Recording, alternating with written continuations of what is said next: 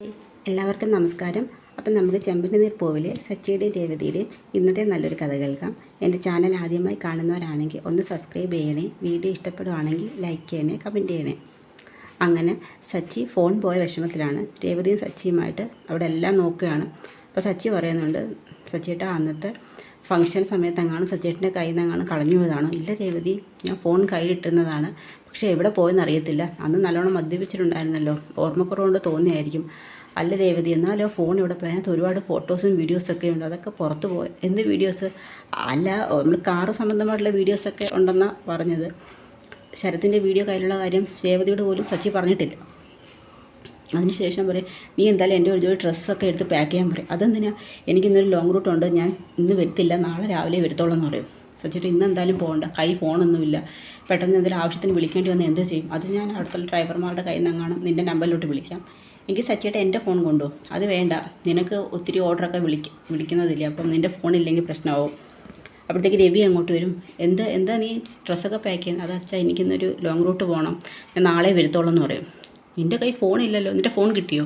ഇല്ല. എങ്കിൽ നീ എൻ്റെ ഫോൺ കൊണ്ടുപോകും, അവിടെ ടേബിളിന് വെളിയിൽ ഇരിക്കുന്നു. അത് വേണ്ട, ഞാൻ ഒരു ദിവസത്തെ കാര്യമല്ലോ അച്ഛാ, ഞാൻ അവിടെയുള്ള ആരുടെയും കയ്യിൽ നിന്ന് ഫോൺ വാങ്ങിച്ച് വിളിച്ചോളാം എന്ന് പറയും. രേവതിക്ക് നല്ല ടെൻഷനുണ്ട്. അതിനുശേഷം സച്ചി പോകാൻ റെഡിയാവുകയാണ്. റെഡിയായി സച്ചി ഇറങ്ങി. ആ സമയത്ത് രേവതി ഇങ്ങനെ ഹോളിലോട്ട് നിൽക്കുമ്പോൾ പെട്ടെന്നൊരു പല്ലി വന്ന് ദേഹത്ത് വീഴും. അപ്പോഴത്തേക്ക് രേവതി അങ്ങ് പേടിക്കും. എന്തോന്നറിയാനായിട്ട് പെട്ടെന്ന് അങ്ങ് ഞെട്ടും. അപ്പോഴത്തേക്കാണ് ചന്ദ്ര വരുന്നത്. ഈ പല്ലിയെ തട്ടിത്തെറിപ്പിക്കുമ്പോൾ ചന്ദ്രയുടെ ദേഹത്തോടെ വന്ന് വീഴുന്നു. അവനെ ചന്ദ്രയുടെ നിലവിളിക്കും. അപ്പോഴത്തേക്ക് എന്തോ അമ്മയെന്നുള്ള സച്ചിയും ശ്രുതിയും കൂടി വരും. അപ്പോഴത്തേക്ക് അവരുടെ ദേഹത്തൊക്കെ വീഴും. എന്താ ഇത്? അത് പല്ലിയോ? പല്ലി ദേഹത്തൊന്ന് വീണ എന്തോ അമ്മ പ്രശ്നം? അത് ദോഷമുണ്ട്, നീ ഒരു കാര്യം ചെയ്യപ്പോയാൽ പഞ്ചാംഗം എടുത്തുകൊണ്ടാണ് പറയുന്നത്. എന്തിനാ പഞ്ചാംഗമൊക്കെ? ഞാനൊരു കാര്യം ചെയ്യാം, ഗൂഗിളിൽ നോക്കി പറയാമെന്ന് പറയും. എന്താണ്, വല്ല കുഴപ്പമുണ്ട്? പല്ലി വീഴുന്നത് നല്ലതാ, അമ്മയ്ക്ക് നല്ലതാ, എനിക്ക് നല്ലതാ. അപ്പോഴത്തേക്ക് ശ്രുതിക്കും കുഴപ്പമൊന്നുമില്ല, ബിസിനസ്സിലൊക്കെ നല്ല ലാഭമൊക്കെ കിട്ടും. ലാഭമൊക്കെ കിട്ടി എനിക്കൂടി ഷെയർ ചെയ്യണേ എന്നൊക്കെ ചന്ദ്ര പറയും. അപ്പോൾ രേവതി പറയും, എൻ്റെയും കൂടെ നോക്കുമെന്ന് ചോദിക്കുമ്പോൾ പറയും, നിനക്ക് കഷ്ടകാലമാണ് എന്ന് ശ്രുതി പറയും. അത് കേൾക്കുമ്പോഴത്തേക്ക് രേവതിക്ക് നല്ല ടെൻഷനാവും. രേവതി ഇങ്ങനെ നിൽക്കുകയാണ്, ഫോണും കയ്യിലില്ല, എന്ത് ചെയ്യണമെന്ന് അറിയത്തുമില്ല. അപ്പോഴത്തേക്ക് ദേവ് വിളിക്കും. ദേവിനൊക്കെ സംസാരിക്കും. എന്ത് ടീച്ചറെ സ്വരമൊക്കെ വല്ലായിരിക്കുന്നത്? അത് മോളെ, രാവിലെ ദേഹത്തൊരു പല്ലി വീണ്, അതിനുശേഷം ഞാനങ്ങ് പേടിച്ച് പോയി പറയും. പല്ലി വീണാൽ എന്തിനാണ് ചേച്ചി പേടിക്കുന്നത്?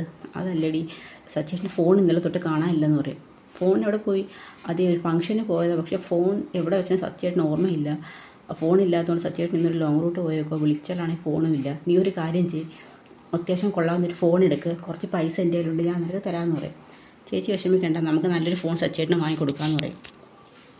അതിനുശേഷം രേവതി പൂ കൊടുക്കാനായിട്ട് കുറച്ച് ഹോളിലോട്ട് ചെല്ലും. ആ സമയത്ത് രേവതിയുടെ അടുത്ത കൂട്ടുകാരികളെ കാണും. അങ്ങനെ അവർ രേവതിയോടൊക്കെ സംസാരിക്കും. എന്താ രേവതി, നിൻ്റെ മുഖമല്ലാതിരിക്കുന്നത്? ഒന്നുമില്ല, എനിക്ക് സച്ചേട്ടനൊരു ഫോൺ മേടിച്ച് കൊടുക്കണം, എൻ്റെ കയ്യിൽ കുറച്ച് പൈസ ഇരിപ്പുണ്ട്, കുറച്ച് പൈസ നിങ്ങൾ എന്നെ എത്തുന്ന സഹായിക്കുമെന്ന് ചോദിക്കും. അതിനെന്താ, നീ കാശുള്ളപ്പോഴൊക്കെ ഞങ്ങളെ സഹായിക്കുന്നില്ലേ? നിനക്കൊരാവശ്യം വരുമ്പം ഞങ്ങൾക്ക് തരാൻ പറ്റുന്നത് വലിയ കാര്യമില്ല എന്നുകൊണ്ട് അവരുടെ കയ്യിലുള്ള കാശൊക്കെ അവർ രേവതിക്ക് കൊടുക്കും.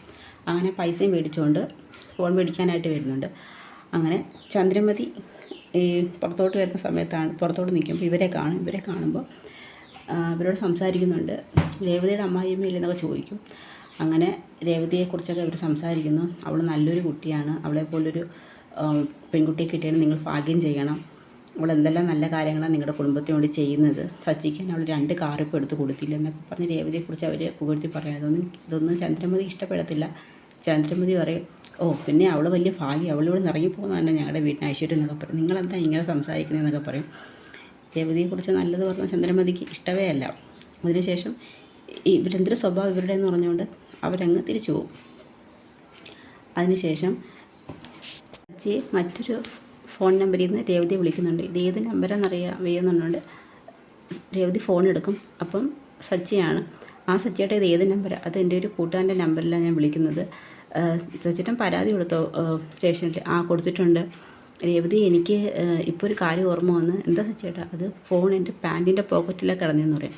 പാൻറ്റിൻ്റെ പോക്കറ്റിലോ? ആന്ന് ഫംഗ്ഷൻ കഴിഞ്ഞ് ഞാൻ ലിഫ്റ്റിൽ കയറിയപ്പം പാൻറ്റിൻ്റെ പോക്കറ്റിലാണ് ഫോൺ ഇട്ടത്, പക്ഷേ അതിനുശേഷം ഫോൺ കാണാതായെന്ന് പറയും. നമ്മൾ വിളിച്ചപ്പോൾ ഫോൺ സ്വിച്ച് ഓഫ് ആയിരുന്നു എന്ന് ചോദിക്കും.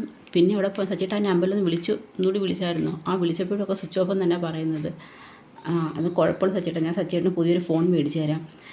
ഇനിയിപ്പോൾ നമുക്ക് ആ നമ്പറിൽ ഡ്യൂപ്ലിക്കേറ്റ് സിം എടുക്കാം, സച്ചിനെ വിഷമിക്കേണ്ട എന്നൊക്കെ പറഞ്ഞ് സച്ചി ആശ്വസിപ്പിക്കുന്നിടത്താണ് നമ്മുടെ ഇന്നത്തെ കഥ അവസാനിക്കുന്നത്.